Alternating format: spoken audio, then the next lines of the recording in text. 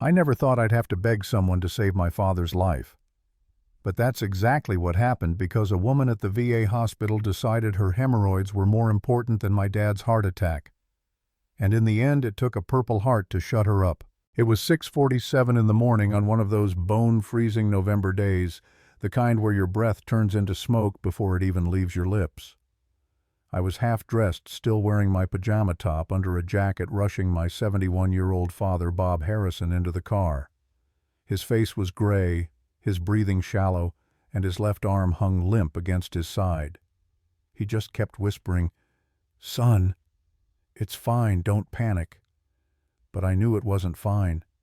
The man who once crawled through enemy fire in Vietnam could barely stay conscious on the way to the hospital. We pulled up to the VA's emergency entrance and I practically carried him inside.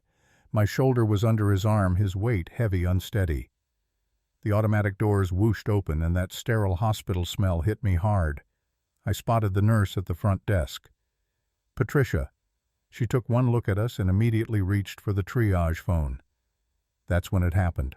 This woman, mid-50s, overdone makeup, a burgundy sweater that looked like it was suffocating her, swooped in front of us like she owned the place. Her zebra print scarf fluttered behind her like some ridiculous superhero cape.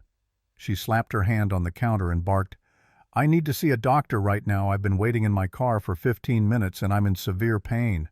Patricia froze, glanced at my dad, sweating barely upright, and said gently, "Ma'am, I'll be with you shortly, but I need to triage this gentleman first. He's showing signs of cardiac distress." And this woman, this walking embodiment of entitlement, she actually rolled her eyes. "Are you kidding me? He probably just has indigestion. I've been sitting in pain for days. I was here first." I said, "Ma'am, my father's having a heart attack. He needs immediate help." She turned to me like I'd just insulted her entire bloodline. "Everyone thinks they're having a heart attack these days," she said. "Pain is pain and mine's just as serious as his." That's when I felt something dark bubble up inside me, something between disbelief and rage. My father, the man who'd spent 2 tours in Vietnam, who'd been shot, who still woke up with nightmares, was standing there pale as ash, barely breathing, while this woman screamed about hemorrhoids. Patricia didn't waste a second. She hit the emergency button and called out for a doctor. Within moments, Dr. Torres rushed out with a portable EKG and a wheelchair. "Possible MI," he shouted medical lingo for heart attack. "Karen." Because of course her name might as well have been Karen, exploded. "Oh, so he gets immediate service. This is discrimination.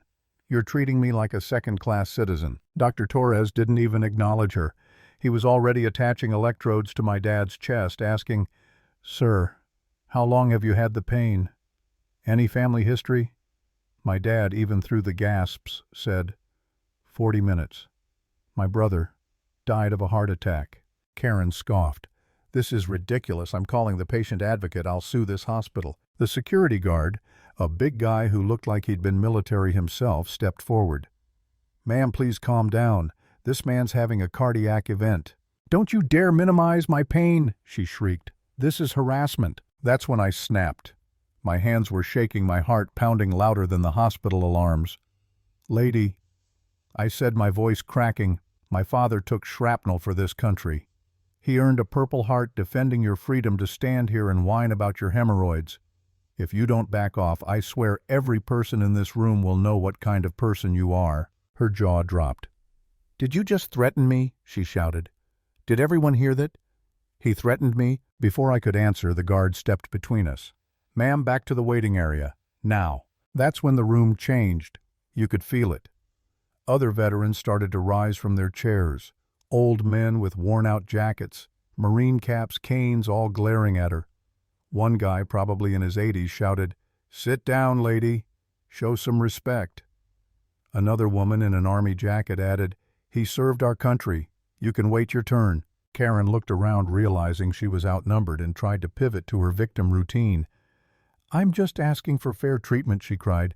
"I pay taxes. I'm being discriminated against." Nobody bought it.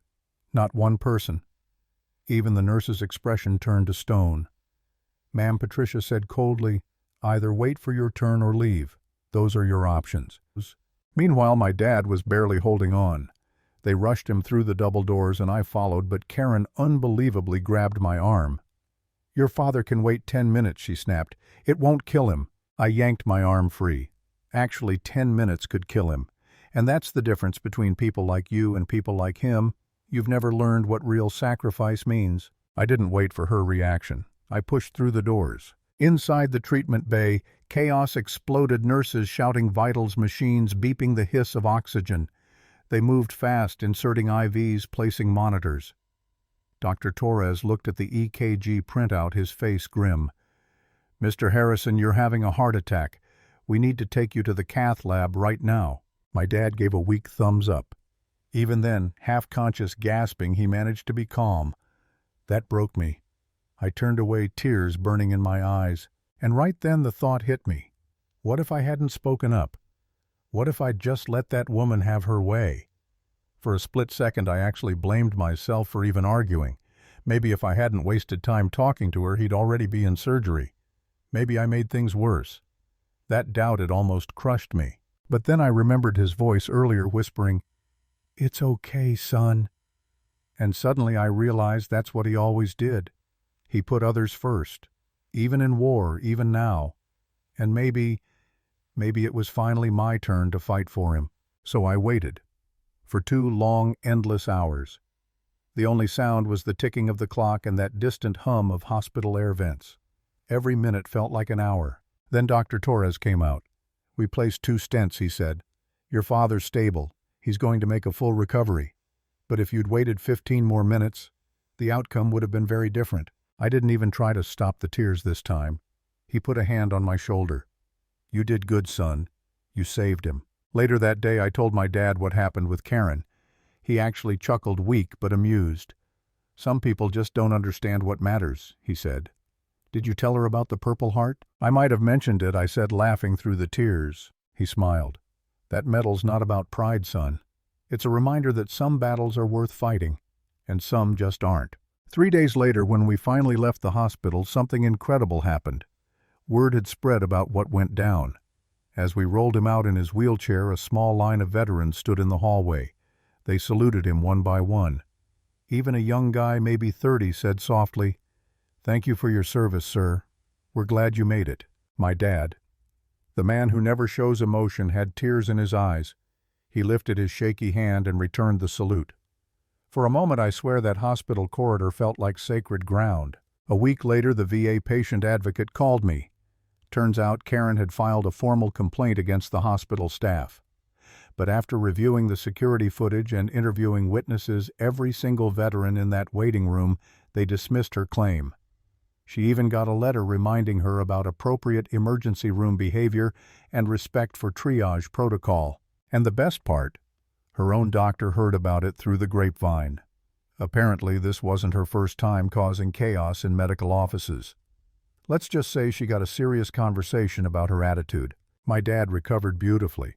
He started volunteering at the VA, talking to other vets about heart health and warning signs. He still wears that Purple Heart pinned to his volunteer vest, not to show off, but as a quiet message to anyone who sees it, this is what real strength looks like. I look at him now, walking a little slower but still standing tall, and I realize Karen will never understand that kind of dignity. Because respect isn't something you demand, it's something you earn. And if there's one thing that day taught me, it's this: entitlement screams the loudest when true courage walks into the room.